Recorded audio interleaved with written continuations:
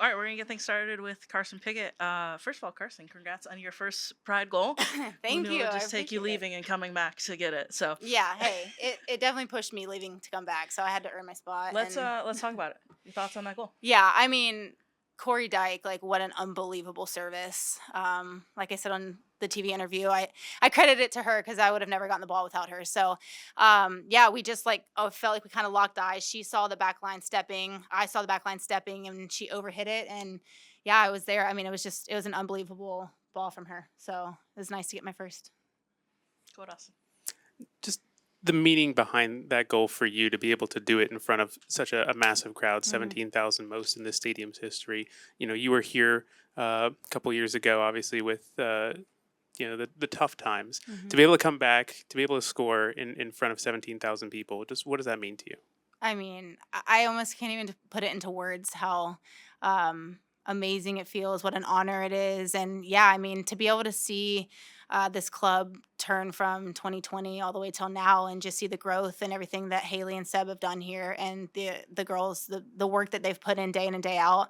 I stepped into this club and I was like, wow, this is a winning club, a winning culture. And just to be able to do it in front of I think a record crowd is that, yeah, record crowd. I mean, it's unbelievable. It's pushing the game forward. It's pushing the Orlando Pride forward, and I do feel so much pride for this club. And to be able to get that goal in front of everyone, I hope they all come back. It's a fun game. How much did that first goal for just the team kind of alleviate a lot of pressure? It was a very physical game. Houston was obviously pushing forward. How much did that goal just kind of help in that? Yeah, I mean, I think in this league, especially kind of being at the top and continuing to build, I think that you're going to get your best out of every team that you play. And so, kind of going into the game, we knew every single game moving forward is going to be just as hard as the others. So, just to be able to get a goal and what we talked about is not getting the goal and then relaxing is continuing to get more and more goals and putting them away. So I think that's something we can build on in the first half. We continue to put balls away, but a great performance nonetheless. We'll go one more with Austin, and then over to Sean. Just from your perspective, obviously you were with North Carolina when they were top team. How much does that kind of experience from your perspective just kind of translate to now with a lot of these Mm. players having never been in this position and having been at the top and kind of knowing what that's like? How have you kind of imparted some of your wisdom onto to the rest of the team, just having been there before? Yeah, I mean, it's funny. Morgan and I were just talking about this the other day.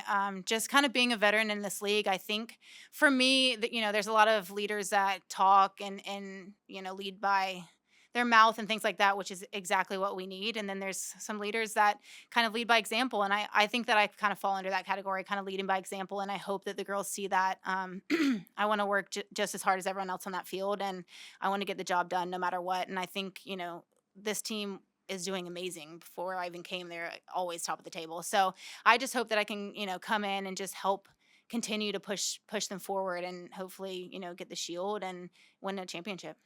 Sean, go ahead. You guys dominated the chances, especially in the first half, and Houston's chances were few and far between.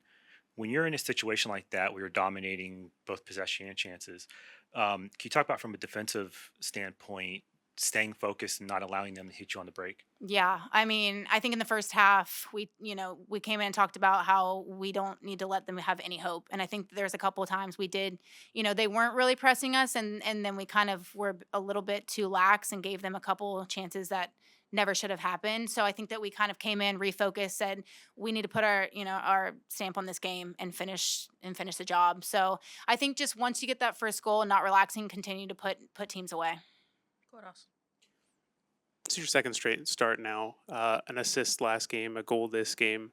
I think we sat in this room when you first got here, and you said, "Oh, I just want to be here for the team and do whatever I can."